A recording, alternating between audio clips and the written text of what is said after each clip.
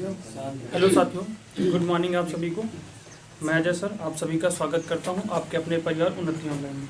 आज की class online और ऑफलाइन दोनों है और जिसमें हम लोग आज पूरा हिंदी का व्याकरण, जितना भी हिंदी का व्याकरण है वो संपूर्ण रिवीजन करेंगे। ठीक है, आप लोग परेशान हो, फोकस तुम लोगों पे ही रहेगा। ठीक है, वो अपना रिकॉर्ड होता रहेगा। ठीक, फोकस आप लोगों पे ही रहेगा।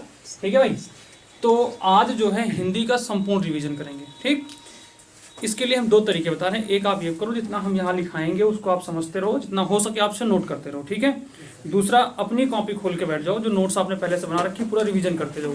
जो आप भूल चुके हो उसे याद आ जाएगा, जो नहीं लिखा है उसे लिख लोगे। ठीक, ये होगा क्योंकि थोड़ा स्पीड रहेगी भाई आज। ठीक है, आज स्पीड रहेगी। तो चलिए सबसे पहले शुरू करते हैं हम लोग वर्णमाला से। ठीक है, वर्णमाला से शुरू करते हैं। ठीक, सबसे पहले शुरू करते हैं वर्णमाला से। ठीक,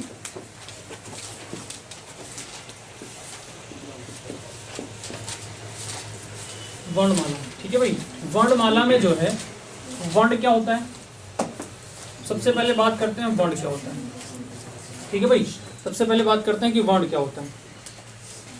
देखो, वर्ण वह छोटी इकाई है, ठीक है, किसी भी भाषा की सबसे छोटी इकाई है। वर्ण जो है किसी भी भाषा की सबसे छोटी इकाई होती है लिपि के अनुसार।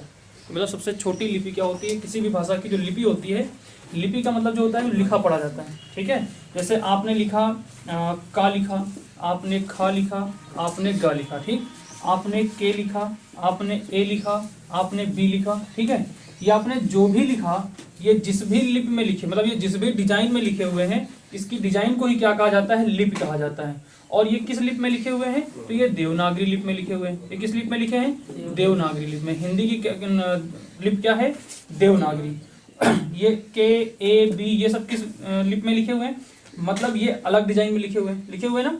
तो ये किस लिपि में लिखे हैं, ये रोमन में लिखे हुए हैं। ये किस में लिखे भाई, रोमन लिपि में लिखे हैं। ठीक है, ये रोमन लिपि में लिखे हुए हैं। ठीक, तो ये यही होती है लिपि, जो लिखे, जो भी अक्षर, मतलब भाषा में जैसे ही उसके अक्षर बदल जाते हैं, उनके अक्षरों की डिजाइन बदल जाती है, उसी को क्या कहते हैं, लिपि कहते हैं। ठीक, तो हम लोग बात कर रहे हैं वर्ण की। ठीक है, ये किसी भी भाषा की सबसे छोटी इकाई होती है, या फिर इससे भी छोटी इकाई देखी जाए तो वो होती है ध्वनि। वो क्या होती है, ध्वनि। ठीक है भाई, जब तक किसी भी भाषा में ध्वनि नहीं निकलेगी, उसका जो है भाषा यानी लिखित भाषा नहीं बनेगी। ठीक है, जैसे कि आपने कुछ भी बोला, ठीक है, आपको भूख लगी है, आपको प्यास लगी, या फिर किसी चीज को मांगना है, देना है, तो उसके लिए कुछ ना कुछ बोलना पड़ेगा। और बोलने पे क्या होता है, वो ध्वनियां ही आपसे निकलती हैं। क्या निकलती भाई, ध्वनियां निकलती हैं आपके मुंह से। ठीक, जब इन्हीं ध्वनियों को, जैसे चोट लगी तो आ ई ऐसे बोलते हो ना, तो जैसे आई, है ना, तो ये जब आवाज निकली मुंह से, ये जो ध्वनियां निकली, इन्हीं ध्वनियों को जब किसी मतलब लिपि में लिख दिया गया, मतलब उसी लिपि का मतलब है कि किसी अक्षर में, ठीक है, किसी अक्षर चिन्ह में बदल दिया गया, तो उसी चिन्ह को क्या कहा गया, उसी चिन्ह को क्या कहा गया, उसी चिन्ह को वर्ण कहा गया। क्या क्या कहा गया भाई, वर्ण कहा गया। एक चीज ध्यान देना, चिन्ह ऐसे लिखा जाएगा शुद्ध रूप में। ठीक है भाई, चिन्ह शुद्ध रूप में ऐसे लिखा जाएगा, ना कि ऐसे लिखा जाता है जो ये होता है, ये गलत होता है। ठीक है भाई, ये क्या होता है, गलत होता है, चिन्ह ये सही है। तो इतनी बात समझिए भाई, वर्ण क्या होता है, वर्ण होता है कि भाषा की सबसे छोटी इकाई। ठीक है, और इससे भी छोटी इकाई क्या होती है, ध्वनि होती है। ठीक है, और जब ध्वनियों को हम किस में परिवर्तित कर देते हैं, चिन्हों में, इन्हीं चिन्हों को क्या कहते हैं, वर्ण कहते हैं। ठीक, अब बात करते हैं वर्णमाला की। ठीक, क्योंकि हमें ज्यादा बेसिक नहीं पढ़ना है, बेसिक पढ़ चुके उससे पहले। ठीक है, हमें रिवीजन नहीं, बेसिक में चले जाएंगे तो पूरा इसी में चला जाएगा समय। सीधा आते हैं हम लोग वर्णमाला पे। ठीक है, ये वर्णमाला क्या होता है भाई, वर्णमाला क्या है। ठीक है, तो जब वर्णों का, जैसे आपने देखा होगा कि मोतियों का माला होता है ना, फूलों का माला या मोतियों का माला, है ना भाई, जैसे फूलों का माला या मोतियों का माला होता है ना, कहते हैं ना फूल माला। तो यहाँ पे जब कई सारे फूल मिलते हैं तो क्या बनता है, माला बनती है। उसी प्रकार जब कई सारे वर्ण मिलेंगे, कई सारे वर्ण मिलेंगे तो क्या बनेगा, वर्णों का माला बनेगा। उसे क्या कहा जाएगा, वर्णमाला कहते हैं। उसे क्या कहते हैं, वर्णमाला कहते हैं। ठीक है, इतनी बात समझ में आई, कोई दिक्कत इसमें, चलो, तो ये बात हो गई वर्ण की। ठीक, अब हम लोग बात करते हैं अपने देवनागरी यानी कि हिंदी वर्णमाला में कितने वर्ण होते हैं। ठीक है, और क्या क्या होते हैं। ठीक, तो सबसे पहले अगर हम लोग बात करें हिंदी वर्णमाला में, तो कितने वर्ण होते हैं भाई, कुल 52 वर्ण होते हैं। कितने वर्ण होते हैं, 52 वर्ण होते हैं। हिंदी वर्णमाला में कुल 52 वर्ण होते हैं। यदि आपसे कोई पूछ ले कि देवनागरी लिपि में कितने वर्ण होते हैं, देवनागरी लिपि में कितने वर्ण होते हैं भाई, अरे बताइए कोई? 33। वाह भाई वाह, क्या बात है। अभी मैंने क्या बताया कि आप लोग हिंदी वर्णमाला पढ़ रहे हैं, और हिंदी वर्णमाला किस लिपि में लिखी जाती है? देवनागरी लिपि में लिखी जाती है। तो उसके जो अक्षर लिखे जाएंगे वो किस लिपि में लिखे जाते हैं? देवनागरी में ही तो लिखे जा रहे हैं। तो जितने अक्षर देवनागरी लिपि में उतने अक्षर हिंदी वर्ण में, और जितने हिंदी वर्ण में उतने देवनागरी वर्ण में। कहाँ हो? हाँ, हिंदी वर्णमाला हो या देवनागरी लिपि हो, उसमें 52 वर्ण ही तो होते हैं। जैसे संस्कृत में होता है, संस्कृत भी आपकी देवनागरी लिपि में लिखी जाती है। देवनागरी लिपि में संस्कृत भी लिखी जाती है। बोलो नहीं लिखी जाती? जैसे गजा लिखा है, ये तो हिंदी का है ना, ये भी तो हिंदी का है, तो ये भी तो देवनागरी लिपि में लिखी जाती है। जबकि संस्कृत से ही क्या जन्मी है? हिंदी। संस्कृत से ही क्या जन्मी है? हिंदी। अच्छा, एक प्रश्न पूछा जाए कि हिंदी की आदि जननी किसे कहते हैं? हिंदी की आदि जननी किसे कहते हैं? महादेवी वर्मा को। हिंदी की आदि जननी किस भाषा को कहते हैं? अच्छा, हम विकल्प दे रहे हैं आपको, ठीक है? हाँ, विकल्प दे रहे हैं आपको। हिंदी की आदि जननी कहते हैं, पहला विकल्प है देवनागरी, दूसरा है संस्कृत, तीसरा है पाली, और चौथा है अपभ्रंश। चलो बताओ भाई, 4 विकल्प हैं आपके पास। अपभ्रंश, संस्कृत,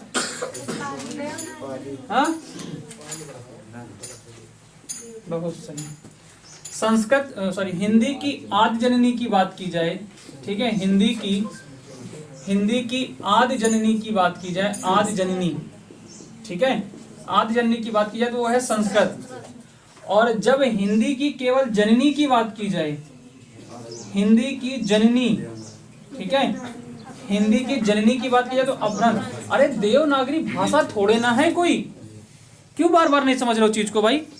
देवनागरी भाषा थोड़े ना। अभी मैंने बताया कि ये जो अक्षर जिस भी डिजाइन में लिखे हुए हैं उसको देवनागरी लिपि कहते हैं। इसका नामकरण, मतलब इस चीज को क्या नामकरण दिया गया? वो देवनागरी नाम दिया गया। हमने लिखा यहाँ पे, जैसे कोई भी लिखा हुआ, जैसे लिखा RAM, राम लिखा है, इनके अक्षर हिंदी में भी तो राम ऐसे लिखा जाता है, ऐसे राम लिखा जाता है, ठीक है। तो राम के लिए इसमें जो अक्षर रा कैसे बनाया गया? ऐसे करके बनाया गया। इसमें आ की मात्रा लगाई गई ऐसे, इसमें माँ ऐसे बनाया गया, माँ की धुन लास्ट में निकल रही, तो ऐसे बनाया गया कि नहीं बनाया गया? उसी तरीके अगर अंग्रेजी में देखा जाए तो रा के लिए क्या बनाया गया? रा के लिए ऐसे बनाया गया, ये बनाया गया, रा के लिए बनाया गया। और इसके जो आ की मात्रा लगी उसके लिए बनाया गया कि नहीं बनाया गया? और जो अंत में माँ निकल रहा है, माँ की ध्वनि निकल रही है, इसके लिए क्या बनाया गया है? ये बनाया गया। ये भी वही लिखा है, ये भी वही लिखा है। दोनों की ध्वनि जो निकालते हो मुंह से वो तो सेम है कि नहीं है? केवल लिखने का फर्क है कि नहीं है? ये बताओ मैं, केवल लिखने का फर्क है कि नहीं है? तो जो ये लिखा है, यानी जो मुंह से ध्वनि निकल रही ये है, और जो ध्वनि निकल रही मुंह से, दोनों की ध्वनि तो एक जैसी है ना। केवल किसका फर्क है? लिखने का फर्क है। जो लिखने का फर्क है, ये लिखने की जो डिजाइन है, ये इनके वर्णों की जो आकृति की डिजाइन है, उसी को क्या कहते हैं? देवनागरी कहते हैं। उसी को क्या कहते हैं? देवनागरी कहते हैं। मतलब तुम लोग इतना बेसिक चीजों में लटक रहे हो, क्या बताएं आगे तुम क्या करोगे? याद कर लो, हिंदी की आदि जननी किसे कहते हैं? संस्कृत। अभी यूपीएसआई का पेपर चल रहा है, उसमें पूछा गया है, और तुम्हारे एग्जाम में बहुत सारे यूपी कांस्टेबल में पूछा गया कई बार, समझे ना? इसको याद कर लो। आदि जननी संस्कृत है, और केवल जननी की बात करें तो अपभ्रंश है। केवल जननी की बात करें, हिंदी की जननी की बात करें तो क्या है? अपभ्रंश। एक छोटी सी बात कर लेते हैं। सबसे पहले आप क्या ही संस्कृत, सबसे पहले कौन सी भाषा आई? संस्कृत। संस्कृत को 2 भागों में बांटा गया। एक बांटा गया वैदिक संस्कृत में। किसमें बांटा गया? वैदिक संस्कृत में। इसको सब भाषा के चैप्टर में पढ़ाया मैंने। एक पढ़ाया आपको उत्तर लौकिक संस्कृत। बोलो पढ़ाया कि नहीं पढ़ाया? लौकिक संस्कृत। लौकिक संस्कृत से ही जन्म किसका हुआ है? पाली का जन्म हुआ है। किसका जन्म हुआ है? पाली का। पहले वैदिक संस्कृत आई, जब ये लोगों में प्रिय हुई तो इसे क्या कहा गया, लौकिक संस्कृत। इसी को उत्तर संस्कृत भी कहते हैं, इसी को क्या कहते हैं, उत्तर संस्कृत भी कहते हैं। इसी को ब्राह्मण संस्कृत भी कहते हैं, ठीक है। इसके बाद कौन सी संस्कृत बनी, मतलब इसके बाद भाषा में परिवर्तन हुआ तो क्या बनी, पाली बनी। और पाली के बाद भाषा कौन सी बनी, प्राकृत बनी। क्या बनी, प्राकृत बनी, ठीक है। और प्राकृत के बाद कौन सी बनी, कुछ लोग सीधा अपभ्रंश बता देते हैं, ठीक है। कुछ लोग यहाँ पे बताते हैं भैया पहले औहट आई, क्या आई, औहट आई, क्या आई, औहट आई। और औहट के बाद क्या आई है, तब जाके अपभ्रंश आई। फिर क्या है भाई, अपभ्रंश आया। और अपभ्रंश में मैंने आपको 7 प्रकार, 7 स्वरूप लिखाए भाषा में। अपभ्रंश के कितने स्वरूप लिखाए, 7 स्वरूप। सौर सैनी, सौर सैनी लिखा है कि नहीं, सौर सैनी अपभ्रंश, खस अपभ्रंश, ब्राचर, ब्राचर और जल्दी नाम बताओ फटाफट, पैसाची, अर्धमागधी, मागधी, महाराष्ट्री, हो गए 7। ये 7 मैंने आपको क्या लिखा है, अपभ्रंश के भेद स्वरूप लिखाए। इन्हीं से जन्मी है आपकी हिंदी। इनसे 5 प्रकार की उप हिंदी जन्मी है। इन्हीं 7 अपभ्रंश के जो प्रकार हैं उनसे 5 प्रकार की हिंदी यानी उपभाषा जिनको कहते हैं, उसमें हिंदी का जन्म हुआ है। पढ़ो कहते तो सारी चीजें लिखाए हैं, समझे ना। तो ये भैया याद रखना। अब देख लो, जो आप लोग पालियो ये बता रहे थे ना, ऐसे जन्म हुआ इसका। अब यहाँ अपभ्रंश के बाद यहाँ लिख सकते हो, नीचे दिख रहा है कि नहीं दिख रहा है, यहाँ लिख दे रहे हैं अपभ्रंश के बाद। अब यहाँ पे लिख सकते हो क्या भाई, अपभ्रंश के बाद यहाँ पे क्या लिख सकते हो, हिंदी। अब यहाँ लिख लो हिंदी अपभ्रंश के बाद, जबकि इसमें तो कई सारे भी जन्म हुए हैं। हाँ, तो ये चीजें तरीके से पढ़ो ना भाई। कैसे, कब पढ़ोगे, जब पेपर या सब कुछ खत्म हो जाएगा तब। अरे तुम ही सबको कह रहे हैं, ये मत सोचो कि हम कैमरे में कह रहे हैं।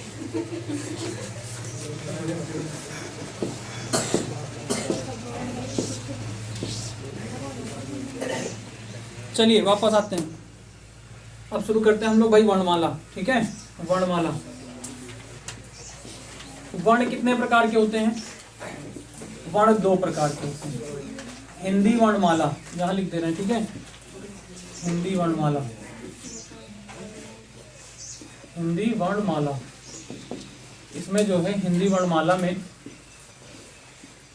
वर्णों की संख्या कितनी होती है, 52। वर्णों की संख्या पूछा गया है, प्रकार नहीं पूछा गया प्रभु। हाँ, यहाँ पे वर्ण 2 प्रकार के, एक कौन सा होते हैं भाई, स्वर, और एक कौन सा है, व्यंजन, ठीक है। एक होता है व्यंजन।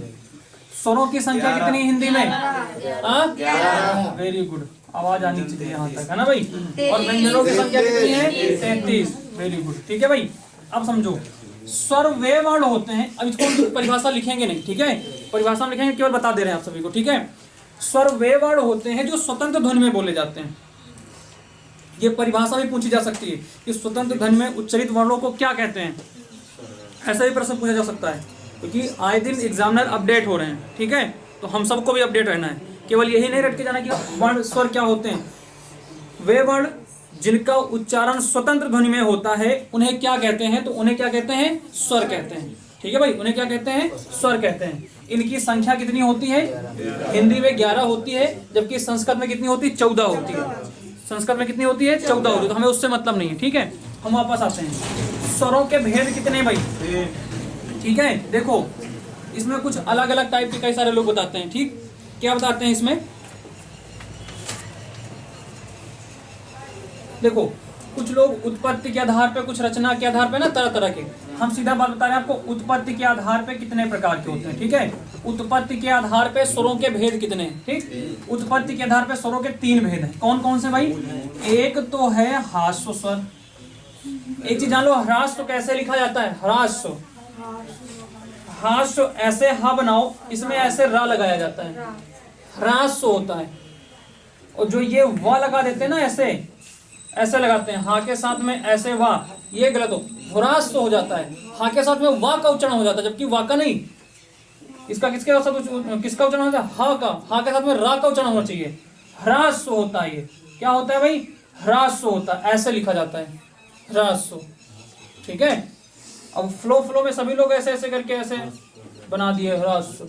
अब पता नहीं ये सा है कि रा है कि क्या है, हस्व हो गया। ये क्या हो गया भाई, इसको पढ़ो, ये आधा सा भी तो नहीं लग रहा है, हाँ? अब ये तो आधा आधा ना लग रहा है तो आधा माँ लग रहा है, तो ये आधा या लग रहा है। मान लो ये आधा या भी है, ये आधा माँ भी है, तो हम सो हो गया कि नहीं हो गया अगर आधा माँ है तो। जैसे ब्रह्म लिखा जाता है तो ब्रह्म में ऐसे लिखा जाता है ना माँ, ब्रह्म में ऐसे लिखा जाता है, नहीं लिखा जाता लास्ट में, तो यहाँ पे हा के साथ में माँ को उच्चारण हो रहा है ना, तो वही तो यहाँ भी हो रहा है ना हम, जबकि ये नहीं सही। सही क्या है आपका? ह्रास, ये है। मैं इसलिए बता रहा हूं कि भैया ये शुद्ध वाक्य में भी आ सकता है, सॉरी शुद्ध शब्द में भी आ सकता है पूछने के लिए, भैया निम्न में से कौन सा शुद्ध शब्द है, समझे ना? ध्यान रखना, हाँ में ऐसे रा रहेगा, ये वाला सही होगा आपका। ठीक, एक हो गया हास्व स्वर, दूसरा हो गया भैया आपका दीर्घ स्वर, ठीक है, दीर्घ स्वर हो गया, और तीसरा कौन सा हो गया आपका? यहाँ हो गया संयुक्त स्वर। ठीक है, ये क्या हो गया? संयुक्त स्वर। इसी को हास्व स्वर को मूल स्वर भी कहते हैं। हास्व स्वर को क्या कहते हैं? मूल स्वर कहते हैं। और कुछ लोग इन दोनों को मिला के क्या कहते थे? ये संधि स्वर होते हैं। क्या होते हैं भाई? संधि स्वर होते हैं। तो ये दो हो गए। तीसरा एक टाइप कौन बता देते हैं? पहला टाइप फिर ये बता दिया मूल स्वर, संधि स्वर। तीसरा हो जाएगा आपका प्लुत स्वर। कौन सा हो जाएगा? प्लुत स्वर हो जाएगा। जबकि प्लुत का प्रयोग छोटे बड़े में नहीं, केवल उसकी मात्रा में प्रयोग होता है। किसमें प्रयोग होता है? उसका प्रयोग मात्रा में होता है। ठीक है भाई, मात्रा में होता है। तो यहाँ पे हम सब लोग इतना नहीं पढ़ेंगे, सीधा पढ़ो कि हास्य या मूल स्वर वही होते हैं। ठीक, उसके बाद दीर्घ स्वर होते हैं और संयुक्त स्वर होते हैं। ठीक है, इनके आगे आप स्वर लगा लीजिए। दीर्घ स्वर को सजाती स्वर भी कहते हैं। इनको क्या कहते हैं? सजाती स्वर भी कहते हैं। ठीक है, अब इन्हें सजाती क्यों कहते हैं ये भी हम चर्चा कर रहे हैं। ठीक है भाई, उसके बाद मूल स्वर यहाँ पे हो गए। ठीक, इनकी संख्या कितनी है मूल स्वरों की? मूल स्वरों की संख्या कितनी है भाई? फटाफट बताओ, मूल स्वरों की संख्या कितनी है? मूल स्वरों की संख्या है 4। कितनी संख्या है? 4 है। मूल स्वरों की संख्या कितनी है? 4 है। ये संख्या भी पूछी जा सकती है। ठीक है ना भाई, संख्या भी पूछी जा सकती है। 4 संख्या कौन कौन से है भाई? इसमें है हास्व आ हो गया, हास्व ई हो गया, ठीक है, और हास्य उ हो गया, और हास्य री। जबकि री का हास्य और दीर्घ दोनों रूप एक ही होते हैं हिंदी में। ठीक है, संस्कृत में इसका दीर्घ रूप बदल जाता है। इसका दीर्घ रूप क्या हो जाता है संस्कृत में? ऐसे करके एक ऐसे कर देते हैं। ठीक है, ये बदल जाता है। ये किस में हो जाता है भाई? संस्कृत में हो जाता है। हमें संस्कृत तो पढ़ना नहीं, हमें हिंदी का जानना है। ठीक है, एक चीज ध्यान रखना, आपका जो भी क्या बोलते हैं हिंदी का सिलेबस है, चाहे वो कांस्टेबल में आ रहा हो, चाहे SSC GD में आ रहा हो, ठीक, संस्कृत का कुछ भी नहीं पूछा जाता हिंदी में। एक बार कई सारे बच्चों ने हमसे संस्कृत के कई सारे मैटर पूछे, सर ये वर्ण कैसे होता है, ये वर्ण कैसे होता है, ये संधि कैसे होती है। भैया संस्कृत का कोई भी चीज हिंदी में नहीं पूछी जाती है। कह नहीं सर ये प्रैक्टिस सेट में दे रखा था। मैं कहा ऐसे कैसे प्रैक्टिस सेट में दे रखा भाई, ये तो पूरा संस्कृत का वर्ण है। कोई था, मुझे याद नहीं आ रहा, पूछा था। ठीक है, तो देखो संस्कृत का कोई भी आपके कंपटीशन में नहीं दिया गया। कंपटीशन एग्जाम जो जिसका चैप्टर है वही दिया गया है। ठीक है, ये ध्यान रखना। दूसरी बात, हाँ ये हो सकता है कि जैसे हिंदी में तत्सम शब्द होते हैं, वो संस्कृत से हिंदी में ज्यों के त्यों लिए गए। आपने भी पढ़ा है कि संस्कृत के जो शब्द ज्यों के त्यों हिंदी में ले लिए गए हैं उन्हें क्या कहा गया है? तत्सम शब्द कहा गया है। तो हाँ ये हो सकता है। ठीक है, ये हो सकता है, ये मान लेंगे हम। ठीक है भाई, चलो आगे की बात करते हैं। तो यहाँ पे हास्य स्वर कौन कौन से हो गए? ध्यान रखना, हास्य स्वर कितने हो गए? आओ, आ, ई, उ और री। इसको री बोलते हैं, ना कि री से ऋषि। वो केवल बच्चों को पढ़ाने वाला होता है ना, री से ऋषि, क्योंकि बगल में एक ऋषि का फोटो बना होता है बाबा का, है ना, उसी लिए वो कि याद रहे। संख्या याद रखना भाई। ठीक है, 4 होती है। उसके बाद हम लोग आते हैं दीर्घ स्वर पे। दीर्घ का मतलब क्या होता है? बड़ा। ठीक है, अच्छा एक और दीर्घ का अन्य रूप बताओ क्या होता है? अन्य नाम किस नाम से जानते हैं दीर्घ को? दीर्घ को अन्य किस नाम से जानते हैं? नहीं, ये तो मात्रा के आधार पे। अन्य किस नाम से जानते हैं? वो तो मात्रा के आधार पे हो गया। दीर्घ को और किस नाम से जानते हैं? गुरु नाम से जानते हैं भाई। किस नाम जानते हैं? गुरु नाम से। आपने उसमें देखा होगा ना, क्या बोलते हैं, छंद में पढ़ा होगा ना, जहां पे हास्य की मात्रा लगती है उसे हास्य स्वर कहते हैं, मतलब हास्य मात्रा कहते हैं, है ना। और जहां पे बड़ी मात्रा लगती है उसे क्या कहते हैं? गुरु कहते हैं ना, यानी वहां पे दीर्घ की मात्रा जहां पे लगती है। एक बात और सुनो, जहां भी किसी चीज का मूल नाम आ जाए, क्या नाम आ जाए? मूल। तो मूल का मतलब यह है कि उसी से सब कुछ बने हुए हैं। मूल वही है, उसी से सब कुछ बना हुआ है। ठीक, अब समझो बात पे। यहाँ पे जैसे आपका हास्य या मूल स्वर है, इसे क्या कहते हैं, हास्य या मूल स्वर कहते हैं। ये कितने होते हैं भाई, आ ई उ री। अब मैं आपको एक बात बताने वाला हूं जो बिल्कुल नई रहेगी आपके लिए। इन्हीं चारों से आगे जितने भी स्वर बनेंगे वो सारे इन्हीं से बनेंगे। यही चार आपके मूल और मेन स्वर होते हैं जिनको कहते हो, ठीक है ना भाई। यही ये आपको थोड़ा अच्छे से इसलिए समझा रहे हैं कि आपको अभी आगे पढ़ना है संधि, संधि में दिक्कत ना हो, समझे ना। इसको यहां अच्छे से समझ गए तो संधि में बिल्कुल भी दिक्कत नहीं होगी आपको, और यहां नहीं समझ पाए तो संधि में पक्का दिक्कत होगी, इतना जान लो, ठीक है। तो मूल स्वर क्या कौन कौन से होते भाई, आ ई उ री। अब इन्हीं से मिलकर आगे दीर्घ स्वर भी बनेंगे, सजाती स्वर भी जिन्हें कहते हैं। इन्हीं से क्या बनेंगे, संयुक्त स्वर भी बनेंगे। इन्हीं से क्या बनेंगे, संयुक्त स्वर भी बनेंगे, ठीक। चलिए अब हम लोग बात करते हैं दीर्घ स्वर में। इन वर्णों के उच्चारण में हास्य या मूल स्वर की परिभाषा होती है कि जिन स्वतंत्र वर्णों के उच्चारण में कम मात्रा में वायु खर्च हो या कम ध्वनि खर्च हो उन्हें क्या कहते हैं, मूल स्वर या हास्य स्वर कहते हैं, ठीक। जिन स्वतंत्र स्वरों के मतलब जिन वर्णों के उच्चारण में इसकी अपेक्षा अधिक समय लगे उच्चारण करने में उन्हें क्या कहते हैं, दीर्घ स्वर कहते हैं। ये सारी परिभाषा आप सभी ने लिख रखी, ठीक है। तो कौन कौन से वर्ण होते हैं, सीधा ये आते हैं, ठीक है। दीर्घ स्वर में केवल और केवल कितने वर्ण होते हैं, 3 होते हैं, ठीक है। वो मात्रा के आधार पे होते हैं, ठीक है, वो मात्रा के आधार पे। यहाँ पे कितने होते हैं, 3 होते हैं। कौन कौन से होते हैं भाई, एक होता है आ, एक होता है ई और एक होता है उ, यानी दीर्घ आ, दीर्घ ई और दीर्घ उ। अब मैंने भी आपको एक चीज बताई, पहले थोड़ा सा रिमाइंड करो कि मैंने कहा कि इन्हीं चारों से मिलके आगे सारे स्वर बनेंगे, चाहे वो दीर्घ का हो और चाहे वो संयुक्त का हो। बताइए मैंने बात कैसे। इसमें देखो 2 वर्ण मिलके बने, ठीक है भाई। कौन कौन से मिले हैं, एक तो छोटा आ मिला है और छोटा आ, ठीक है भाई। दिख रहा है कि नहीं दिख रहा है, पीछे दिख रहा है कि नहीं दिख रहा, ठीक है। आ और आ मिलके क्या बना है, आ बना है। तो जो यहाँ पे बात आई सजाती स्वर की, सजाती का मतलब होता है कि एक ही जाति के, किसके, एक ही जाति के। तो भाई देखो आ भी उसी जाति का है, आ भी तो उसी जाति का है। अब ये छोटा बड़ा भले कर दो अलग बात है, लेकिन रहेंगे तो आ ही के ना। इनकी अलग कैटेगरी है, इनकी अलग कैटेगरी है, इनकी अलग कैटेगरी है, इनकी अलग कैटेगरी है।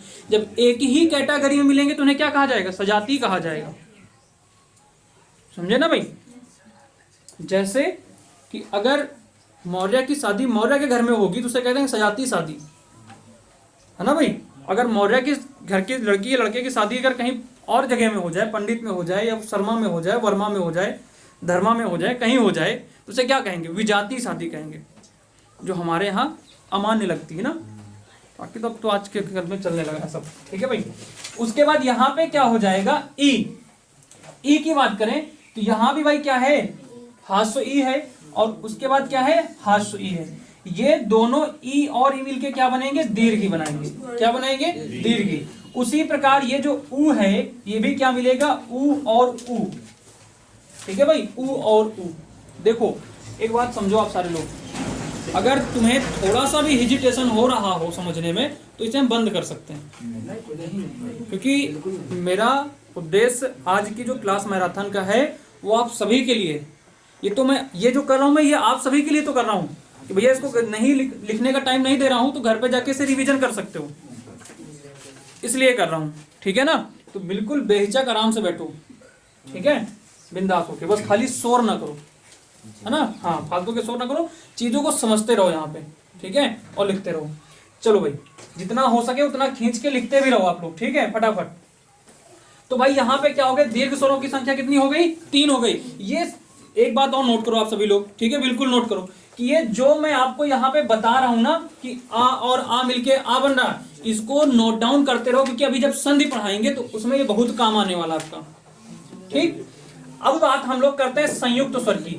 संयुक्त का मतलब क्या होता है कि जहां पे 2 चीजें मिलके एक नई चीज बनाए, ठीक है भाई, 2 चीजें मिलके एक कोई नई चीज बनाए उसे क्या कहते हैं, संयुक्त स्वर कहते हैं या संयुक्त कहते हैं। यहाँ पे 2 स्वर मिलके जब नया स्वर बनाएंगे तो उसे भी क्या कहेंगे, संयुक्त स्वर कहेंगे, ठीक। अब संयुक्त स्वर में क्या होगा आपको पता है, इसमें 4 स्वर होते हैं। कौन कौन से होते हैं, एक होता है ए, एक होता है आई, ठीक है, एक होता है ओ और एक होता है औ, ठीक है भाई, ये चार होते हैं। अब ये चारों किन किन वर्णों से मिलके बने होते हैं ये आपको डिफाइन करना है। इसको कर ले गए ना भाई तो संधि आपको हलवा लगने लगेगी, समझे ना, संधि हलवा लगने लगेगी आपको। ठीक, मैंने क्या बताया फिर से समझो। मैंने कहा कि इन चार मूल स्वरों से, इन चार मूल स्वरों से सारे स्वर बनेंगे आगे के। देखो क्या बने कि नहीं बने। आ बना, आ में यही तो आ मिले दो बार मिले तो ये नया आ बना, दो बार ई मिली तो एक बड़ी ई बनी, दो बार ऊ मिला तो क्या बना, बड़ा ऊ बना। अब आगे भी देखो, क्या इस ए में आ और ई की ध्वनि निकल रही है? मिला के पढ़ो, आई आई हो रहा है ना। जब इसको फ्लो में पढ़ोगे आई आई आई तो ये आई का उच्चारण होगा, ठीक है। उसके बाद इसमें किसका उच्चारण होगा? इसमें आ और बड़ी ई का, किसका होगा? बड़ी ई का, आई। यहां थोड़ा सा छोटी ध्वनि और इधर क्या करना पड़ेगा? बड़ी ध्वनि। इसकी ध्वनि थोड़ा तेज निकालनी पड़ेगी, आई। क्या हो जाएगा? आई। तो ये हो जाएगा आई, ठीक। इसमें क्या क्या मिलेंगे? इसमें भी दो वर्ण मिलेंगे। कौन कौन से मिलेंगे भाई? एक तो मिलेगा आपका आ और एक क्या मिलेगा? ऊ, औ निकलेगी ध्वनि, औ। उसके बाद क्या हो जाएगा? औ। यहां पे एक हो जाएगा आ और एक क्या हो जाएगा? बड़ा ओ। इन दोनों वर्णों से मिलकर क्या बनेगा? औ बनेगा। ये हो गए आपके संयुक्त स्वर, ठीक है भाई। ये आपके क्या हो गए? संयुक्त स्वर। यहां पे ये कहा गया है, यहां पे ये कहा गया है कि ए ओ औ, ठीक है। ए ओ औ मिला के ये सारे क्या होते हैं? संयुक्त स्वर होते हैं। ये सभी क्या होते हैं भाई? संयुक्त स्वर होते हैं। इनमें क्या होता है? इन्हें क्या कहते हैं? इन्हें विजातीय स्वर भी कहते हैं। संयुक्त स्वर को क्या कहते हैं? विजातीय स्वर भी कहते हैं। इन्हें क्या कहते हैं? विजातीय स्वर भी कहते हैं। विजात इधर दिख रहा है ना भाई? दिख रहा है ना? तो तुम लोग एकदम इधर बैठे, उधर वाली तरफ कहाँ दिख रहा है? अगर इधर खड़े हो जाए कहाँ दिखेगा? इधर दिखने से क्या है ना पूरा बोर्ड। चलो ठीक है, उधर ही खड़े हो जाएंगे। देखो भाई यहाँ पे क्या है, जो विजातीय स्वर है ना भाई, विजातीय स्वर, इनमें क्या है? दोनों देखो अलग अलग हैं। ये अलग वर्ग का है, ये अलग है कि नहीं? वर्ग तो नहीं है क्योंकि वर्ग होते तो कई सारे होते हैं, ठीक है। यहाँ पर सिंगल, ये अलग कैटेगरी का है, ये अलग है ना भाई। ये आ है और ये ई है, ये आ है, ये ई है। ये दोनों मिलके एक नए वर्ण का निर्माण कर रहे हैं कि नहीं कर रहे हैं? ए का। यहाँ पे भी देखो दोनों मिलके एक नए वर्ण का निर्माण कर रहे हैं, ए का। यहाँ भी देखो दो मिलके नए वर्ण का निर्माण कर रहे हैं, औ का कर रहे हैं। इसे क्या कहते हैं? संयुक्त स्वर कहते हैं। इसे क्या कहते हैं? संयुक्त स्वर कहते हैं, ठीक है। जबकि इतना हम डीप से पढ़ाने का आज नहीं सोचे थे वर्णमाला, ठीक है। लेकिन हम इसलिए पढ़ा रहे हैं कि भैया अभी आगे संधि भी पढ़ोगे, तुम्हें वो गलती ना हो वहाँ पे, क्योंकि संधि से भी चाहे सस्ती जीडी दो और चाहे कांस्टेबल एक दो प्रश्न मिलने वाले पक्का आपको, समझे ना। और वर्णमाला से भी मिलेगा, इसलिए इसको दिमाग में एकदम सेट कर लो, ठीक। चलो, तो इतनी बातें क्लियर हो गई भाई, ये संयुक्त स्वर हो गए। अब यहाँ पे बात आती है कि जो स्वरों के अगले भेद की बात करते हैं, मात्रा के आधार पे। यहाँ दिख रहा है मात्रा के आधार पे, ठीक है भाई। अगले क्या आते हैं? मात्रा के आधार पे। किसके आधार पे? मात्रा के आधार पे। मात्रा के आधार पे भी तीन प्रकार के माने जाते हैं, ठीक है। मात्रा के आधार पे भी कितने प्रकार के? तीन प्रकार के। कौन कौन से? एक होता है एक मात्रिक, एक मात्रिक, एक होता है द्विमात्रिक, एक क्या होता है? द्विमात्रिक, और एक क्या होता है? त्रिमात्रिक। एक क्या होता है? त्रिमात्रिक, ठीक है भाई। एक क्या होता है? त्रिमात्रिक। एक मात्रिक जो होते हैं इन्हें भी क्या कहते हैं? हास्व कहते हैं। हास्व का मतलब क्या होता है? छोटा। हास्व का मतलब क्या होता है? छोटा, ठीक है। और द्विमात्रिक का मतलब इसको क्या कहते हैं? दीर्घ। इसमें दीर्घ मात्राएं होती हैं, ठीक है। और त्रिमात्रिक में कौन आता है? इसमें आता है प्लुत स्वर। इसमें कौन आता है भाई? प्लुत स्वर। यहाँ पे कौन आता है? प्लुत स्वर आता है, ठीक है भाई। यहाँ पे कौन आता है? त्रिमात्रिक में आते हैं प्लुत स्वर, प्लुत स्वर, ठीक है भाई। क्या होते हैं? प्लुत स्वर। क्लियर है? देखो एक मात्रा में क्या होता है कि एक मात्रा का समय लगता है, इनके उच्चारण में एक मात्रा का समय लगता है। अब मात्रा के आधार पे कौन कौन से आएंगे? तो भैया मात्रा के आधार पे तो पहले जो एक मात्रिक होंगे यही चारों आएंगे, आ ई उ और री, ठीक। जबकि आ की कोई मात्रा नहीं होती है, लेकिन ये गिना जाएगा। ठीक, द्विमात्रिक में कौन कौन से हो जाएंगे भाई? द्विमात्रिक में कौन कौन गिना जाएगा? इसमें ये 7 गिने जाएंगे। ठीक, कौन कौन से गिने जाएंगे? एक तो गिना जाएगा दीर्घ आ, दीर्घ ई, दीर्घ उ, ए, ओ और औ, ये सभी दीर्घ मात्रा में गिने जाएंगे। ठीक है, क्योंकि इनकी मात्रा हमेशा बड़े में होती है। इनकी मात्रा किस में होती है? हमेशा बड़े में होती है। ठीक है, तो द्विमात्रिक में ये गिने जाएंगे। ये किस में गिने जाएंगे? द्विमात्रिक में गिने जाएंगे। ठीक है, पुलित स्वर में क्या होता है? पुलित स्वर के लिए यहाँ ऊपर लिख दे रहे हैं। ठीक है, पुलित स्वर में कौन कौन से होते हैं? इसमें केवल एक ऐसे 3 के जैसे बना होता है, ऐसे। ठीक है, ऐसे 3 के जैसे बना होता है। ठीक है, स्टार्ट। ठीक, सुनो भाई, तो यहाँ पे क्या है? प्लुत स्वर, ये 3 के जैसे ऐसे बना होता है। ये कहाँ बना होता है? जरा इसको हम यहाँ पे रेज करके लिख दे रहे हैं या ऊपर लिख दे रहे हैं। ठीक है, आपने देखा होगा यहाँ पे एक लिखा होता है ऐसे ओम करके। ओम ऐसे लिखा होता है ना भाई? ओम ऐसे लिखा होता है ना? ये तो नहीं सर, ऐसे लिखा होता है ये। अरे ये ओम का चिन्ह है। ये क्या है? ये ओम का चिन्ह है, ना कि ओम लिखा होता है। समझे ना? जैसे आप कहते हो ये सर क्या कहते हैं ना भाई? ये कहते सर नमः का चिन्ह होता है। ये नमः नहीं, ये स्वास्तिक होता है। ये नमः की जगह प्रयोग किया जाता है, उसका चिन्ह होता है, लेकिन ये स्वास्तिक होता है। ठीक है, और ये क्या होता है भाई? ओम का चिन्ह। ओम लिखा कैसे होता है? ऐसे। एक ओम ऐसे भी लिखा जाता है,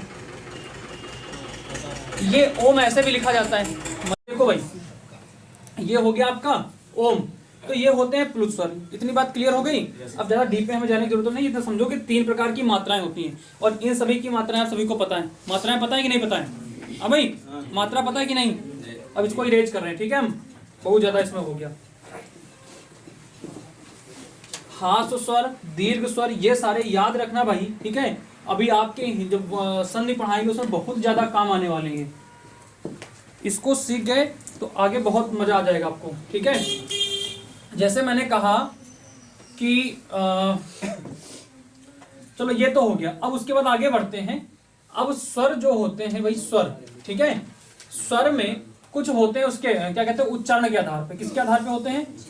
उच्चारण के आधार पे। उच्चारण के आधार पर, उच्चारण के आधार पर स्वरों के भेद कौन कौन से होते हैं? तो देखो भाई, पहले इनको लिख लो। अ और आ, ई और ई, उ और उ, एक होता है री। ठीक है, एक कौन होता है? री होता है। ठीक, बाकी यहाँ लिख दे रहे हैं। एक हो गया ए, एक हो गया ए, एक हो गया, और इधर लिख दे रहे हैं। ठीक है, इसका तो आप लोग ही बना दोगे। ठीक है, ए, ओ और ओ। ठीक है भाई, ये किस प्रकार के स्वर हैं?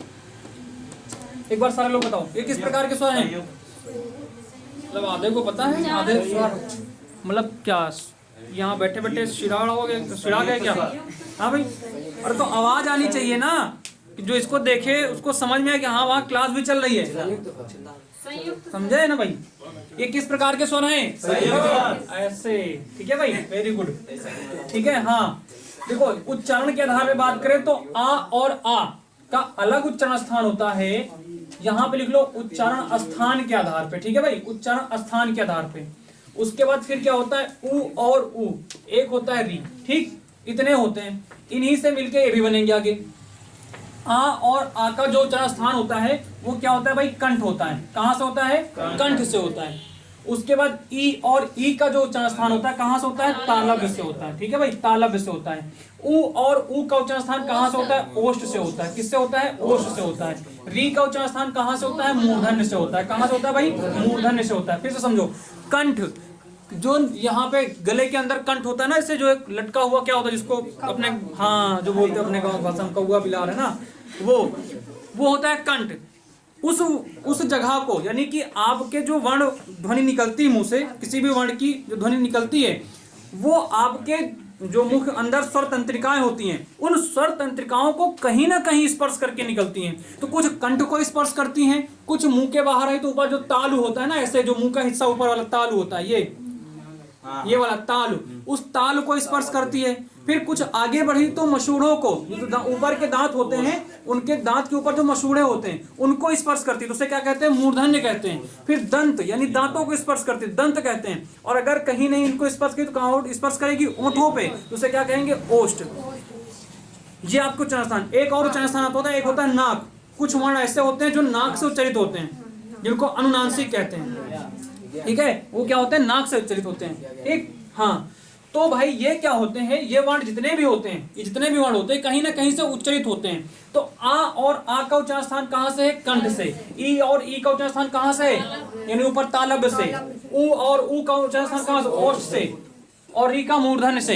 एक बात ध्यान रखना, एक प्रश्न पूछा गया था, यदि किसी के ऊपर के ओंठ काट दिए जाएं तो निम्न में से किस वर्ण का उच्चारण वो नहीं कर सकता है? ठीक है, अरे यहीं पे कर दे दिया जाए विकल्प में, चाहे आ ई उ री दे दिया जाए, इनमें से बता दिया कि अगर यदि किसी के ऊपर के ओंठ या नीचे के ओंठ काट दिए जाए तो निम्न में से किसका उच्चारण नहीं कर सकता है? ऊ का नहीं कर सकता है भैया। ऊ भी तो ओष्ठ से होता है कि नहीं होता है? ऊ भी तो ओष्ठ से क्या होता है? उच्चारित होता है कि नहीं होता है? बोल के देखो, अगर इसको फैला के देखो, ऐसे करो, ऊ का उच्चारण हो पाएगा? नहीं कर पाओगे, है ना भाई? ऊ का उच्चारण नहीं होगा। क्यों होगा? बिल्कुल नहीं होगा, ऊ का उच्चारण नहीं हो पाएगा भाई। और अगर ऊ बंद भी कर दोगे तो भी नहीं हो पाएगा भाई। गू गू करोगे, है ना भाई? नहीं होगा, इसका उच्चारण नहीं होगा। ठीक है, तो मतलब मेरी बात को फिर से ध्यान से समझो। ये पूछे जाते हैं भैया आ और आ का उच्चारण स्थान कौन सा है। प्रश्न ऐसे भी घुमा के आपसे पूछ सकता है कि तालब से उच्चरित निम्न में से वर्ण कौन सा है, या तालब वर्ग का वर्ण निम्न में से कौन सा है। तो यहाँ पे विकल्प, अगर ई या ई आया तो अब तालब वर्ग का, उ या उ आया तो ओष्ठ्य वर्ग का, री आया तो मूर्धन्य वर्ग का, आया तो कंठ वर्ग का। ठीक है, ये तो हो गया। अब जरा ए और ए, ये चारों क्या बताए थे? कौन से स्वर होते हैं? संयुक्त स्वर होते हैं। ए किन किन वर्णों से मिलकर बना होता है? आ और ई। क्या आ और ई का उच्चारण स्थान आपने यहाँ नहीं देखा है? देखा है। आ का उच्चारण स्थान क्या होता है? कंठ। क्या होता है? कंठ। और ई का क्या होता है? तालब। ये दोनों मिला के क्या बन जाएगा? कंठ तालब। क्या बन जाएगा? कंठ तालब। तो ए का उच्चारण स्थान कहाँ से हो जाएगा? कंठ तालब से। आय का उच्चारण स्थान कहाँ से हो जाएगा? आ धन ई। ये भी तो आ और ई मिलके बनेगा, नहीं बनेगा भाई? बनेगा। तो ये भी तो वही हो जाएगा, कंठ तालब से। बोलो, हो जाएगा? उसके बाद ओ और ओ का उच्चारण स्थान, इसमें कौन कौन से वर्ण होते हैं? आ और उ। क्या इन दोनों का उच्चारण स्थान आपने यहाँ नहीं पढ़ा है? पढ़ा है कि नहीं पढ़ा भाई? आ का उच्चारण स्थान क्या होगा? आ का हो जाएगा कंठ। क्या हो जाएगा? कंठ। और उ का क्या हो जाएगा? ओष्ठ्य। तो यहाँ पे कंठोष्ठ्य आप ऐसे लिख सकते हो। अच्छा, एक बार हम ऐसे बता देते हैं, ठीक है? कंठ प्लस ओष्ठ्य, है ना? ऐसे कंठ और ओष्ठ्य ऐसे लिखा जाएगा। इसको आप ऐसे लिख सकते हो, क्योंकि ओ यहाँ पे क्या है? स्वर है। यहाँ पे क्या है? ये स्वर है। इस स्वर को किसी भी व्यंजन के साथ में आप जोड़ सकते हो, है ना भाई? इसको क्या कह सकते हो आप? कंठोष्ठ्य। ऐसे कह सकते हो ना, कंठोष्ठ्य ऐसे। तो यानी कि ओ का उच्चारण का स्थान कहां से होगा? कंठोष्ठ्य। कंठ और ओष्ठ दोनों से होगा। औ का उच्चारण स्थान कहां से होगा? कंठ और ओष्ठ दोनों से होगा। बोलो, आई बात समझ में? अब अगर कहीं भी ए या ऐ, ओ या औ, इन चार में से किसी का उच्चारण स्थान पूछ ले तो पहले दिमाग में क्या चलना चाहिए कि ये किस प्रकार के व्यंजन स्वर हैं, किस प्रकार के क्या है? स्वर हैं। तो भैया ये संयुक्त स्वर हैं। और संयुक्त स्वर में क्या होता है कि दो चीजें मिलकर एक नई चीज का निर्माण करती है, तो उसे कहते हैं संयुक्त। और यहाँ पे संयुक्त स्वर की बात की है तो दो संयुक्त स्वर मिलकर एक नए संयुक्त स्वर का निर्माण करेंगे। ठीक है, तो यहाँ पे ऐ किन किन वर्णों से मिलकर बना है? जो भी पूछा जाए आपसे, चाहे ओ पूछा जाए, चाहे आई पूछा जाए, चाहे ए पूछा जाए, चाहे ओ पूछा जाए, जिसका भी पूछा जाए, आप पहले उसका ही कर लो, उसको तोड़ लो। और तोड़ने के बाद फिर देखो इसमें किसका किसका उच्चारण हो सकता है कि आपको यहाँ दे रखे होंगे। आ या आ का उच्चारण स्थान कहाँ से होगा? कंठ से होगा। ई या ई का उच्चारण स्थान कहाँ से होगा? तालव्य से होगा। उ या उ का उच्चारण स्थान कहाँ से होगा? ओष्ठ्य से होगा। ठीक है भाई, चलो उसके बाद आगे बात करते हैं हम लोग। ये तो हो गया भाई किसके आधार पे? किसके आधार पे हो गए? उच्चारण के आधार पे, उच्चारण स्थान के आधार पे स्वर के भेद हो गए। इसमें एक होता है कि भाई क्या कहते हैं, एक मुख विवर के आधार पे होता है। एक क्या होता है? एक मुख विवर के आधार पे होता है। किसके आधार पे होता है? मुख विवर के आधार पे होता है। स्वर के भेद एक मुख विवर के आधार पे होता है। फटाफट इसको भी करते हैं, इसको भी फटाफट करते हैं। मुख विवर के आधार पे आपने लिखा होगा, मुख विवर के आधार पे कितने प्रकार के होते हैं बता सकते हो भाई कोई? मुख विवर के आधार पे स्वर कितने प्रकार के होते हैं बता सकता हो कोई? अरे तेज से बोलो, अरे जोर से बोलो, जय माता मत बोल देना, है ना भाई? ठीक है, तो कितने प्रकार के होते हैं? 4 प्रकार के। किसके आधार पे? मुख विवर के आधार पे कितने प्रकार के होते हैं? 4 प्रकार के। मुख विवर के आधार पर। अब थोड़ा सा स्पीड करते हैं ना भाई। अब बेसिक चीज आप समझ चुके हो, जो बेसिक था वो आप समझ चुके हो। अब थोड़ा जल्दी जल्दी पढ़ना, नहीं तो फिर ये सब इसी में चला जाएगा। मुख विवर के आधार पे 4 होते हैं। एक होता है संवृत। क्या होता है? संवृत होता है। ठीक है, एक संवृत होता है। एक होता है अर्ध संवृत। एक क्या होता है बेटा? अर्ध संवृत। एक होता है विवृत। एक होता है अर्ध विवृत। ठीक है, अर्ध विवृत। ठीक, देखो संवृत का मतलब क्या होता है? कोई चीज सम है और मतलब उसका संकुचित व्रत, वो बंद है, इसी को क्या कहते हैं? इसको ध्यान रखना। संवृत को कहते हैं कि पूरा मुंह बंद। क्या होता है? पूरा मुख बंद। मतलब इसका उच्चारण करते समय आप मुख को बंद कर सकते हो, फिर भी उच्चारण हो जाएगा। जैसे आप ई और ई का उच्चारण कर सकते हो। ई और ई, इसके लिए मुंह तो खोलना नहीं पड़ा, डिब्बा के जैसे खोलना पड़ा, नहीं करना पड़ा ना। फिर उसके बाद और कौन सा वर्ण का उच्चारण कर सकते हो? छोटा ऊ बड़ा ऊ। ऊ और ऊ। पक्का? हाँ भाई, वो छोटा ऊ बड़ा ऊ क्लियर। पानी है क्या भाई? चलो ठीक है, सॉरी। हाँ भाई, ला दो थोड़ा सा भाई।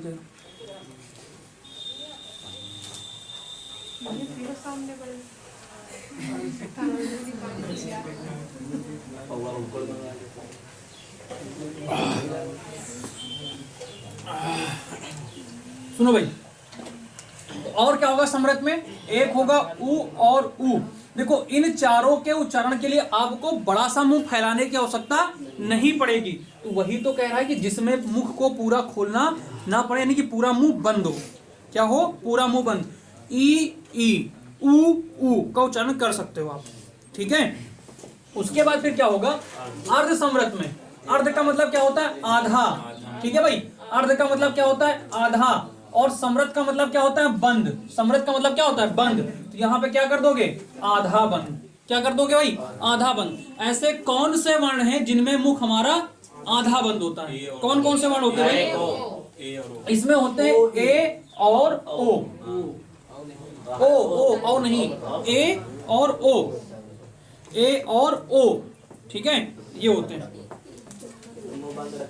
हम लोग बात कर रहे थे भाई मुख विवर के आधार पे स्वरों के भेद। ठीक है, मुख विवर के आधार पे स्वरों के भेद। तो इसमें 4 होते हैं बेटा। एक होता है समृत होता है, एक होता है अर्ध समृत, एक होता है विवृत, एक होता है अर्ध विवृत। इसमें मैंने थोड़ा सा लिख लिया है, ठीक है भाई, सहूलियत हो जाए। देखो जो अभी हमें इतना टॉपिक पढ़ने में इतना सारा समय लग गया, कारण ये है ना कि लिखना भी पड़ रहा है, समझाना भी पड़ रहा है ना भाई।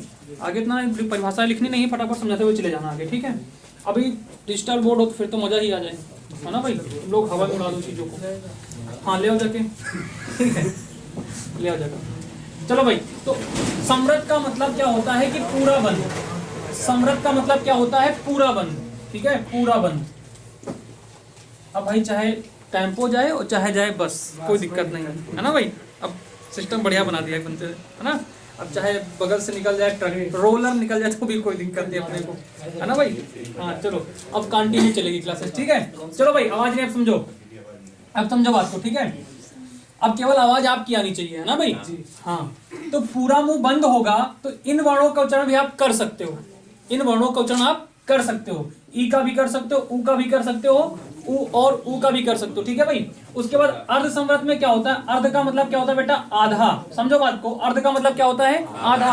और संवृत का मतलब क्या होता है? बंद। जिनमें आधा मुंह बंद हो उन्हें क्या कहते हैं? अर्ध संवृत कहते हैं। इसमें क्या क्या आएगा? ए आएगा और ओ आएगा। ठीक, फिर उसके बाद करते हैं विवृत की बात करते हैं। अच्छा, विवृत का मतलब, वी का मतलब ऐसे कुछ बना होता है ना। अगर अंग्रेजी का वी देखें तो कुछ ऐसे बना होता है ना, ऐसे। और वी में क्या होता है? ये मुंह खुला होता है ना। वी में क्या होता है? मुंह खुला होता है कि नहीं होता है? तो विवृत का मतलब होता है कि जिसमें पूरा मुंह खुला हो। ठीक है, इसमें क्या होगा? पूरा मुंह खुला हो, ठीक है, पूरा मुंह खुला हो। जिनमें पूरा मुंह खुला होगा उन वर्णों का उच्चारण किनसे, कौन कौन से वर्ण होंगे, आ और आ का उच्चारण करके देखो, आ और आ का उच्चारण करने के लिए मुंह खोलना पड़ता है ना भाई। उसके बाद फिर क्या होगा, अर्धविव्रत। अर्धविव्रत में अर्ध का मतलब फिर से वही बात आ गई, आधा, और विव्रत का मतलब क्या होगा, खुला, यानी कि आधा मुंह खुले जिनमें, उन्हें क्या कहते हैं, अर्धविव्रत कहते हैं। उन्हें क्या कहते हैं, अर्धविव्रत कहते हैं। इनमें उच्चारण कौन कौन से होंगे, अ, आई और ओ का उच्चारण, ओ का उच्चारण होगा, ठीक है, अ, आई, ओ। देखो इनकी अपेक्षा इसमें मुंह कम खुल रहा है, चीज को गहराई से समझने का प्रयास करो। इसमें देखोगे पूरा मुंह बंद, ई, उ, सिंपल सा हो गया, मुंह खोलने की जरूरत नहीं पड़ी। इसमें क्या हुआ, ए, ओ, थोड़ा सा मुंह आपको खोलना पड़ा, ठीक है, हाँ। और इसमें क्या करना, थोड़ा इनकी, अब इन दोनों की अपेक्षा इसमें ज्यादा, मतलब इसकी तो बात ही नहीं, तो बंदी है, इसकी अपेक्षा इसमें क्या होगा ना, मुंह को बड़ा खोलना पड़ा, आ और अ का उच्चारण करना पड़ा, है ना भाई। उसके बाद इसमें क्या हुआ, आधा मुंह, जितना इसमें खोला था उससे थोड़ा सा कम बंद भी कर सकते हो, मतलब ए, आ, आई, ओ का उच्चारण करोगे, ये क्या हो जाएंगे, संवृत वर्ण। ये मुख विवर के आधार पर 4 प्रकार के हो गए, इनसे प्रश्न पूछा जा सकता है आपका, ठीक है भाई, कांस्टेबल में पूछे भी गए हैं। अगली बात करते हैं ओष्ठाकृत के आधार पे। ओष्ठाकृत का की बात करें तो क्या होता है, ओष्ठों की आकृति, आपके ओठों की आकृति गोल होगी या बंद होगी या चौकोर होगी, कैसे होगी, उसकी आकृति के आधार पे जो स्वर के भेद हैं वो 2 होते हैं, एक होता है वृत्तमुखी और एक होता है अवृत्तमुखी। वृत्त का मतलब क्या होता है भाई, वृत्त का मतलब ऐसे होता है ना, गोल, वृत्त का मतलब गोल होता है ना, तो वृत्त का मतलब गोल, जिसमें आपका मुंह गोल हो जाए, उन वर्णों का उच्चारण इनसे होगा, ठीक है। अब इनका उच्चारण करके देखो भाई, उ, ओ, औ, इसमें जो ओंठ होंगे वो गोल होंगे, उ, ओ, औ, हो गए कि नहीं हो गए गोल। उसके बाद इनमें क्या होगा, इनमें क्या होगा, आपका मुंह गोल नहीं होगा, वो खुल भी सकता है और बंद भी हो सकता है, अ, ई, री, ए, आई, हो गया। इनमें क्या होता है कि उ और उ तो होता ही होता है, ये वर्ण भी उ से मिलके बनते हैं, उ की सहायता से बनते हैं।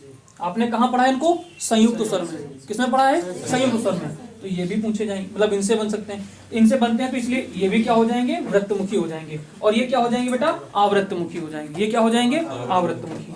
क्लियर इतनी बातें, क्लियर है। आगे बढ़े, आगे हम लोग, अब देखो आपका पूरा जो स्वर था वो उसका विवरण हो गया, ठीक है। अब हम लोग थोड़ी सी बात कर लेते हैं अयोगवाह। 2 वर्ण होते हैं, एक होता है अंग और एक होता है अहा, जिसको कहते हो ना, ये 2 वर्ण और होते हैं। इन 2 वर्णों में, इन दोनों ही वर्णों को क्या कहा जाता है, अयोगवाह कहा जाता है, ठीक है। इनको क्या कहा जाता है, अयोगवाह, मतलब ये स्वर ना होते हुए भी स्वर के जैसे प्रयोग होते हैं, इसलिए इन्हें क्या कहा जाता है, अयोगवाह कहा जाता है। इन्हें क्या कहा जाता है, अयोगवाह। ये स्वर ना होते हुए भी स्वर का प्रयोग करते हैं, इसलिए क्या कहते हैं, इनको अयोगवाह कहते हैं, ठीक। जो अंग वाला होता है, क्या होता है, जो अंग वाला होता है, ये जिसकी बिंदी, जिसकी मात्रा ऐसे होती है, ये मात्रा इसकी कह सकते हो, ठीक है, इसकी मात्रा कह सकते हो, ये जिसकी मात्रा ऊपर एक बिंदु होती है, इसे क्या कहते हैं, इसे कहते हैं अनुस्वार, इसे क्या कहते हैं, अनुस्वार कहते हैं। और जिसकी मात्रा ये 2 होती है उसे क्या कहते हैं, अनुनासिक। और इसकी मात्रा का प्रयोग कहाँ होता है, इसकी मात्रा का प्रयोग विसर्ग में होता है, कहाँ होता है, विसर्ग में। आपने देखो जैसे लिखा हो नमा, जैसे लिखा हो नमा, है ना बेटा, नमा लिखा हो तो यहाँ पे 2 बिंदियां ऐसे लगी होती कि नहीं होती हैं, तो ये दोनों बिंदियां किसकी होती हैं, इसी की तो लगी होती हैं। इसका उच्चारण कहाँ से होता है, तो इसका उच्चारण कंठ से होता है, इसका उच्चारण कहाँ से होता है, कंठ से होता है उच्चारण, ठीक है, उच्चारण कहाँ से होता है, कंठ से होता है। और इसका उच्चारण कहाँ से होता है, नाक से होता है, इसका उच्चारण कहाँ से होता है, नाक से होता है, ठीक है भाई, कहाँ से होता है, नाक से, नाक से होता है, ठीक। ऐसा कौन सा वर्ण है जिसका उच्चारण नासिका से होता है, यही होता है, नासिका का मतलब नाक, नासिका का मतलब नाक से होता है। नाक से किस वर्ण का उच्चारण होता है, वो होता है अनुस्वार। और नाक और मुंह दोनों का प्रयोग हो, वो किसमें होता है भाई, वो किसमें होता है। अच्छा भाई एक चीज सुनिए, सॉरी एक गलती हो गई भाई, इसे अनुनासिक नहीं कहते हैं, ठीक, इसे अनुनासिक नहीं कहते हैं, इसे कहते हैं विसर्ग। इसे क्या कहते हैं, विसर्ग। जो अनुनासिक होता है ना बेटा, अनुनासिक होता है आपका ये जो चंद बिंदु वाला होता है, ठीक है, जो ये चंद बिंदु वाला होता है इसे कहते हैं अनुनासिक, क्योंकि इसका उच्चारण कहां से, अनु और नाक, अनु का मतलब मुख और नाक, मतलब नाक और मुख दोनों से उसका उच्चारण हो, उसे क्या कहते हैं, अनुनासिक व्यंजन कहते हैं, अनुनासिक वर्ण कहते हैं। ठीक है। तो जब इसका उच्चारण करो, जैसे लिखा है आपका क्या, आंख, जैसे क्या लिखा है भाई, आंख, आंख, आंख का उच्चारण करने में जैसे यहाँ पे लिखा हो अंत, जैसे लिखा हो अंत, तो देखो अंत में जब इस बिंदु का उच्चारण करते हो, इसमें ना का उच्चारण होता है ना, अंत, तो केवल नाक से ध्वनि निकलती है। और इसमें कहां से निकलती है, नाक और मुंह, आंख, नाक और मुंह दोनों का सहारा लेना पड़ता है। तो ये क्या हो जाता है, अनुनासिक, और ये वाला क्या हो जाता है, अनुस्वार। ये जो शब्द लिखा है किसका है, ये अनुस्वार का है, किसका है बेटा, अनुस्वार का है। और ये किसका है बेटा, ये अनुनासिक का है। क्लियर है बातें, ये आपका स्वर खत्म, पूरा स्वर खत्म, ठीक है। अब इसको आपको फोटो खींचना है, शॉर्ट स्टिल लेना है, जो करना है वो कर सकते हो आप, ठीक। आगे बढ़ते हैं फटाफट, क्लियर है, ठीक है। बाकी वीडियो तो आपको मिल ही जाएगी, ठीक।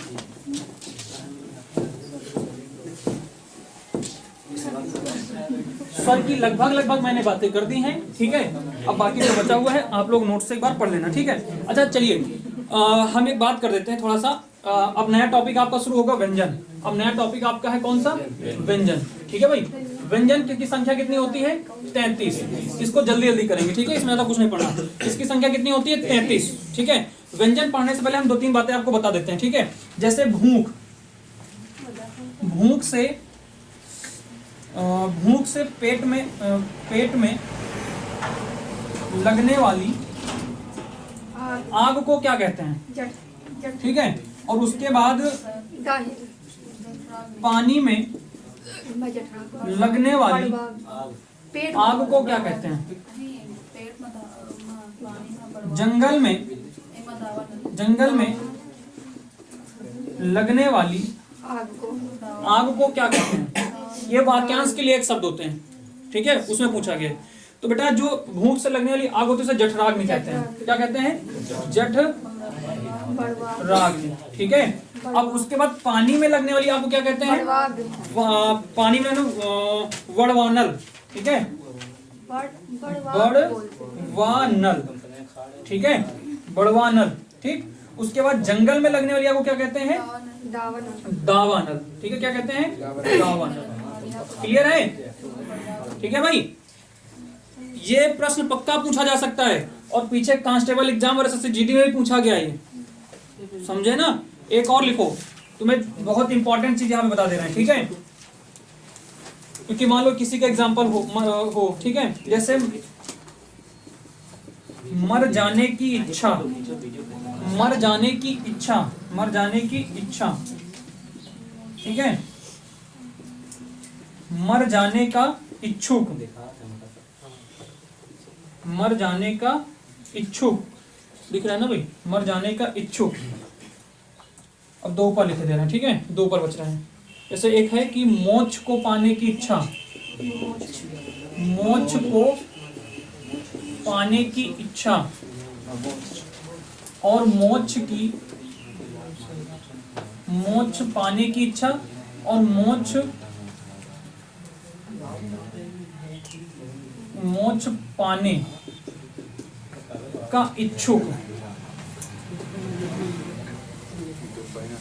मोक्ष पाने का इच्छुक। देखो यहाँ पे 4 बातें हैं। एक है मर जाने की इच्छा, जिसके अंदर, जिसकी इच्छा हो कि भैया हम मर जाएं, जिसकी इच्छा हो कि हम मर जाएं, उसके लिए क्या होगा, मुमूर्षा। क्या होगा भाई, मुमूर्षा, उसके लिए क्या होगा, मुमूर्षा, उसके लिए क्या होगा, मुमूर्षा, ठीक। और मर जाने का इच्छुक, जिसके मन में ये ख्याल आ रहा है कि भैया हम मर जाएं। देखो 2 बातें, मतलब एक तो जिसके अंदर ख्याल आएगा कि हम मर जाएं, तो उसके ख्याल को क्या कहते हैं, मुमूर्षा कहते हैं। उसकी इच्छा को क्या कहते हैं, मुमूर्षा। और जिसके अंदर ये इच्छा जगी, उसे क्या कहा जाएगा, उसे क्या कहा जाएगा, यानी इच्छुक उसी को कहेंगे ना जिसके अंदर ये इच्छा है भैया भाई मैं मर जाऊं, उसे क्या कहेंगे, तो उसे कहेंगे मुमूर्ष। उसे क्या कहेंगे, मुमूर्ष कहेंगे। क्या कहेंगे भाई, मुमूर्ष कहेंगे, ठीक है। और मोक्ष को पाने की इच्छा, जिसके अंदर मोक्ष को पाने की इच्छा है, या जो मोक्ष पाना चाहता है, उसे क्या कहा जाएगा, मोक्ष की इच्छा क्या, मुमुच्छा। क्या कहा जाएगा भाई, मुमुच्छा। क्या कहा जाएगा? मुमुक्षा। और जिसके अंदर ये इच्छा है मोक्ष पाने की, उसे क्या कहा जाएगा? मुमुक्षु कहा जाएगा। क्या कहा जाएगा? मुमुक्ष कहा जाएगा। ये 4 बातें हैं भाई साहब, 4 3 7 बातें बहुत इंपॉर्टेंट हैं, पक्का कहीं ना कहीं एग्जाम में देखने को मिल जाएगी। फटाफट नोट करो इनको, ठीक है।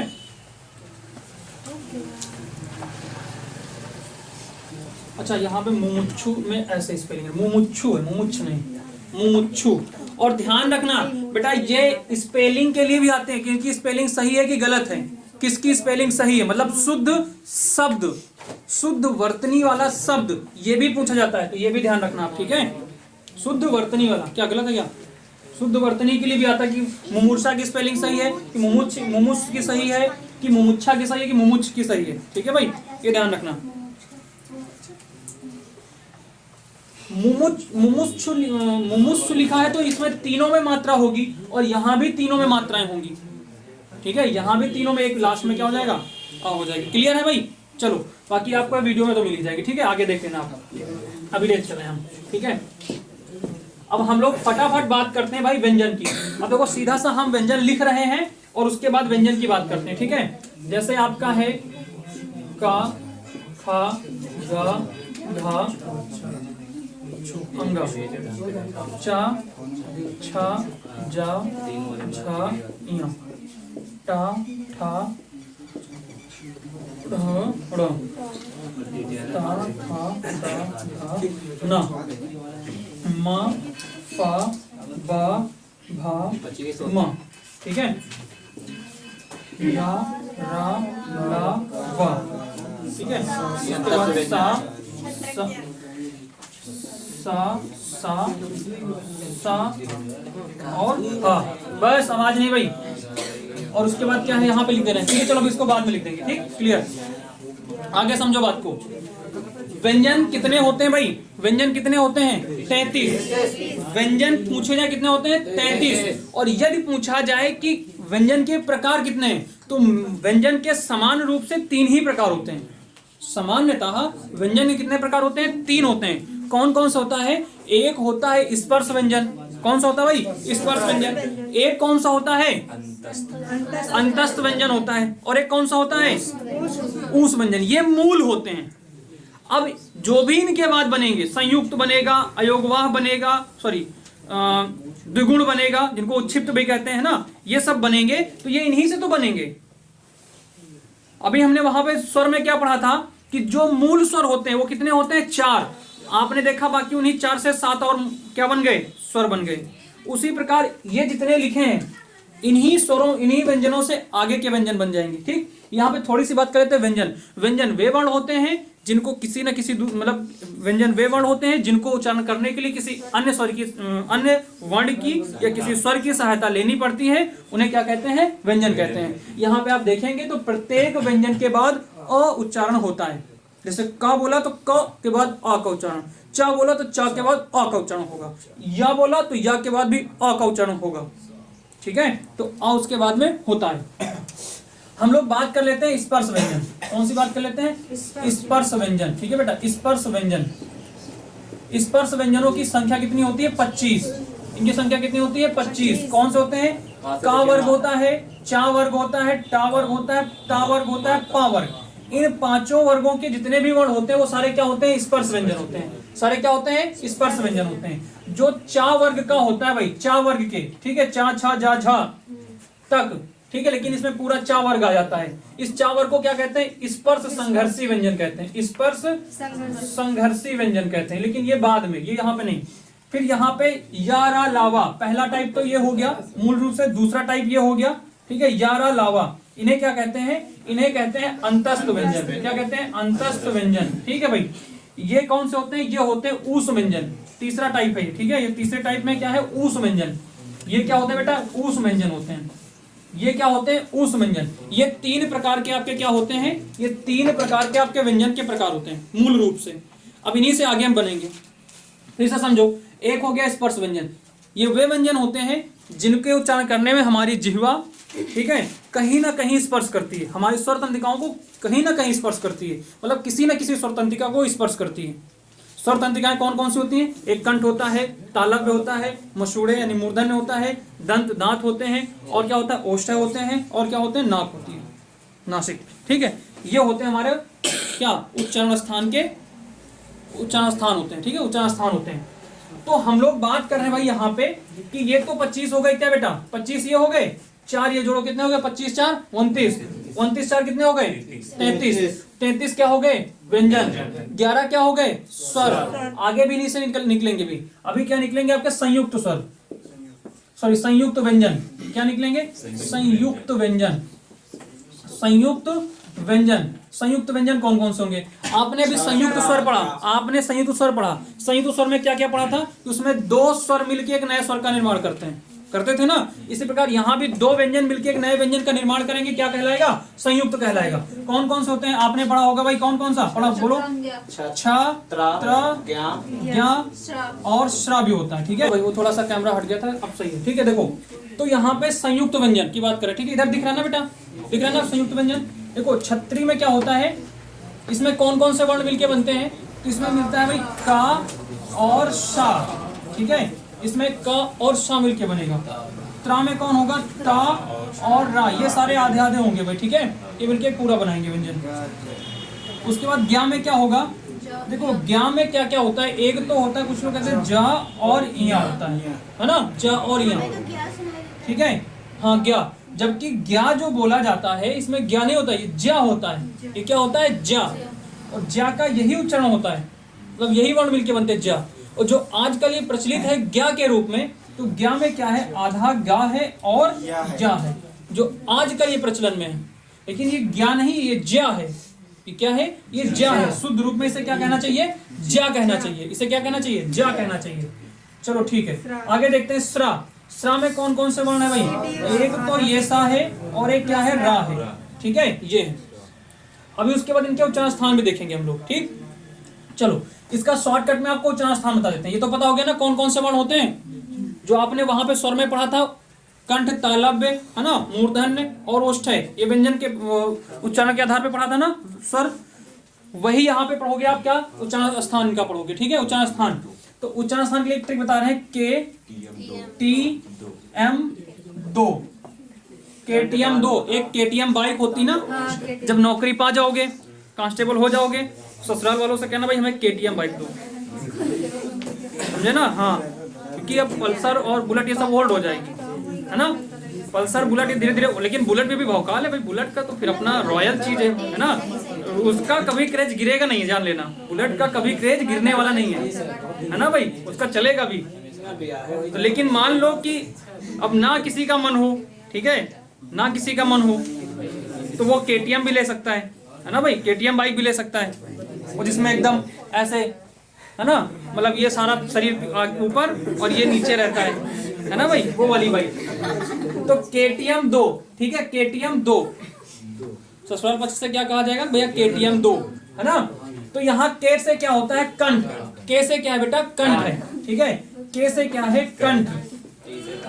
तो कंठ से क्या होगा कि कंठ से इस पूरे का वर्ग का उच्चारण होगा। क्या होगा? का वर्ग का उच्चारण होगा, मतलब का भी, खा का, गा का, घा का, अंगा का। ठीक, उसके बाद ता से क्या होगा? तालव्य। क्या होगा बेटा? तालव्य होगा। इसमें सभी वर्गों का उच्चारण। एम से क्या होगा? मूर्धा। ठीक है, मूर्धा, इसमें सभी का उच्चारण, इस वर्ग का। डी से क्या होगा? दंत। दंत, इन सभी का उच्चारण। ओ से क्या होगा? ओष्ठ। ठीक है, ये जो आपने अभी बताया था ना सर कि पा फा बा का उच्चारण नहीं हो सकता है, तो पा फा बा भी हो सकते हैं, या ऊ का भी विकल्प मिल सकता है। किसमें? जब पूछा जाए, जब कहा जाए कि किसी के ऊपर या नीचे का ओंठ काट दिया जाए तो निम्न में से किस वर्ण का उच्चारण नहीं हो सकता है, ये इस स्थिति में। ठीक है, यहाँ से भी पा फा बा भा में से भी पूछा जा सकता है, और ऊ या ऊ में से भी पूछा, क्योंकि वो भी ओष्ठ से उच्चारण होते हैं और यहाँ भी ओष्ठ से उच्चारण होते हैं। क्लियर है भाई? तो ये ध्यान रखना। इतनी बात समझ में आई भाई? इनका उच्चारण कहाँ से होगा? कौन कौन से होते हैं? ये स्पर्श 25 होते हैं। इसमें जो ये 5 होते हैं क्या होते हैं? स्पर्श संघर्षी व्यंजन होते हैं। ठीक है, इनका उच्चारण स्थान क्या होता है? कंठ, तालव्य, मूर्धा, दंत, ओष्ठ्य, ये सभी अपने अपने वर्ग के होते हैं। इतनी बात क्लियर है? बोलो भाई, आई बात समझ में? यारा लावा, ये अंतस्थ